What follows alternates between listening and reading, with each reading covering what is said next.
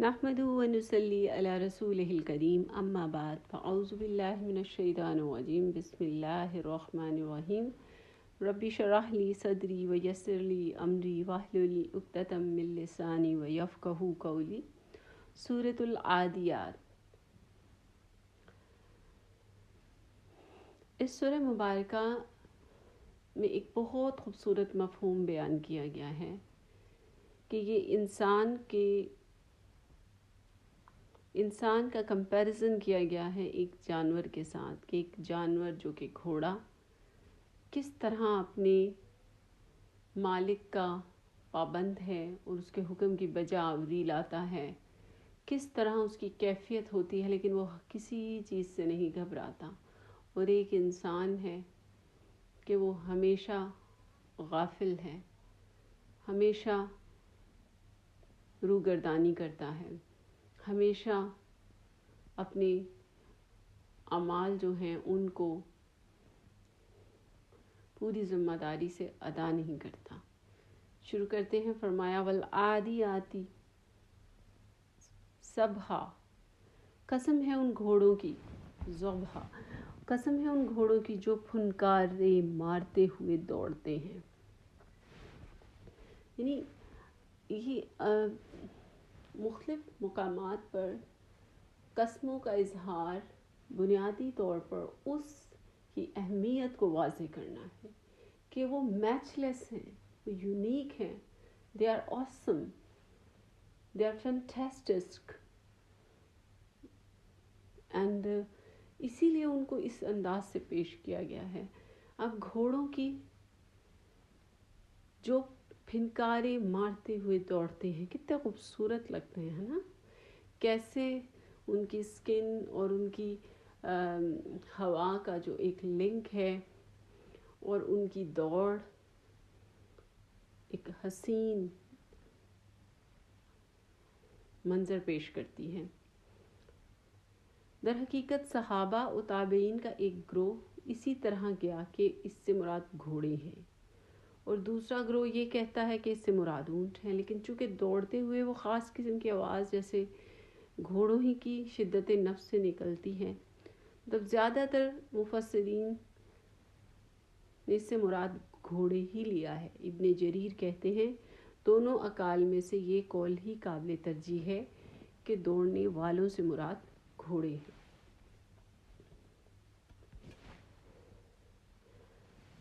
فالموریاتی قدحن، اور اپنی ٹانپوں سے چنگاریاں جھاڑتے ہیں۔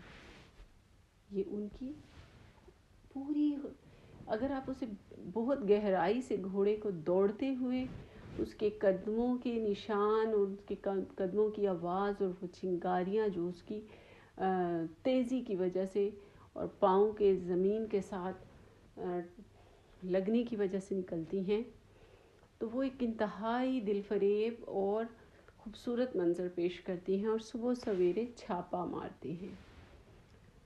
اہل عرب کا قاعدہ تھا کہ جب کسی بستی پر انہیں چھاپا مارنا ہوتا تو رات کے اندھیرے میں چل کر جاتے تاکہ دشمن خبردار نہ ہو سکے، اور صبح سویرے اچانک اس پر ٹوٹ پڑتے تاکہ صبح کی روشنی میں دشمن کو آسانی سے پکڑا جا سکے۔ فَأَثَرْنَا بِهِ نَقْعًا، اور اس موقع پر گرد و غبار اڑاتے۔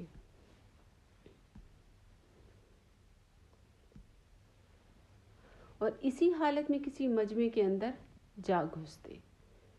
فَوَسَّطْنَا بِهِ جَمْعًا، یعنی ان کی پوری تصویر کشی کی گئی ہے کہ کس طرح گھوڑے نہ دن کا لحاظ کرتے ہیں اور صبح سویرے ہر حال میں پھنکارے مارتے، چنگاریاں نکالتے ہوئے دوڑتے ہیں اور کسی بستی پر ٹوٹ پڑتے ہیں۔ تعجب اس پر ہوتا ہے کہ اکثر مفسرین نے اس مراد گھوڑوں سے مراد غازیوں کے گھوڑے بھی لیے ہیں، کہ انسان اپنے رب کا بڑا ہی ناشکرا ہے کہ جہاد فی سبیل اللہ میں غازیوں کے گھوڑوں کی دوڑ دھوپ اور کفار کے کسی مجمع پر ان کا ٹوٹ پڑنا اس امر کی دلالت نہیں کرتا کہ انسان اپنے رب کا ناشکرا ہے. یعنی در حقیقت جو یہ ہے کہ گھوڑے کو مثال دی گئی ہے انسان سے کہ گھوڑے کتنے فرما بردار ہیں اپنے رب کے اور انسان کتنا ناشکرا ہے اور خود اس پر گواہ ہے. یعنی انسان کا ضمیر اس بات کی گواہی دیتا ہے کہ وہ ناشکرا ہے, وہ لاپرواہ ہے اور مال و دولت کی محبت میں مبتلا ہے. تو کیا وہ اس وقت کو نہیں جانتا جب قبروں میں جو کچھ مدفون ہے نکال دیا جائے گا اور سینوں میں جو کچھ ہے برآمد کر کے اس کی جانچ پڑتال کی جائے گی. یعنی یہاں پر واضح یہ کیا گیا ہے کہ جو کچھ انسان کے دلوں میں موجود ہے, جو کچھ مخفی ہے وہ ظاہر کر دیا جائے گا. جو اس کا فعل ہے وہ باہر سب کے سامنے واضح ہو جائے گا. اس کی جانچ پڑتال کی جائے گی اور فیصلے کا وقت آن پہنچے گا اور جزا یا سزا کا جو مستحق ہے اسے وہی ملے گی. یہاں پر وہ حصلہ اور سامنے آ جائے گی. حصلہ ہوتا ہے ظاہر کر دیجیے گا, جیسے کہ کوئی چھلکا, حصلہ ما فی الصدور, یعنی کسی چیز کو چھپانے کے لیے جیسے بیج ہیں یا مغز ہیں ان کے اوپر ایک چھلکا ہوتا ہے. اس چھلکے کو اتار کے کاٹ چھانٹ کر کے جو بھی اس کے دل کے اندر ہے اس کو چھوٹی سے چھوٹی برائی یا اچھائی جو ہے یا کوئی بھی راز ہے پوشیدہ اسے ظاہر کر دیا جائے گا. ان ربہم بہ یومئذ لخبیر, یقیناً ان کا رب اس روز ان سے خوب باخبر ہوگا. مطلب چھوٹی سی صورت ہے لیکن اصل میں گھوڑے کا پہلے چونکہ ذکر ہے اس کی خوبصورتی کا کہ وہ کتنی اس کی باڈی لینگویج یہ ظاہر کر رہی ہوتی ہے کہ اس کے اندر کی لائلٹی, اس کی بیوٹی, اس کا پیشن, فرما برداری, اور وہ کس طرح سے اپنے مالک کے احکامات کو خوبصورتی کے ساتھ اور دلکشی کے ساتھ اور پوری دل جمعی کے ساتھ سر انجام دیتا ہے. اس کے برعکس انسان بہت ناشکرا ہے. یعنی انسان جو ہے اس کو اپنا حق اس طرح ادا کرنا چاہیے ایک گھوڑے کی طرح, لیکن وہ کیا ہے, منافق ہے. اس کا دل پاک نہیں ہے. اس کا دل کس میں مبتلا ہے, مال و دولت کی محبت میں, اور وہ اپنے آپ کو سکون اور وہ مال و دولت کے لیے اسی طرح دوڑتا ہے. انسان بالکل گھوڑے کی طرح دوڑتا ہے, پوری طاقت لگا کے, پورے حسن اور جمال کے ساتھ, لیکن اپنے رب کے آگے ایسے نہیں دوڑتا انسان.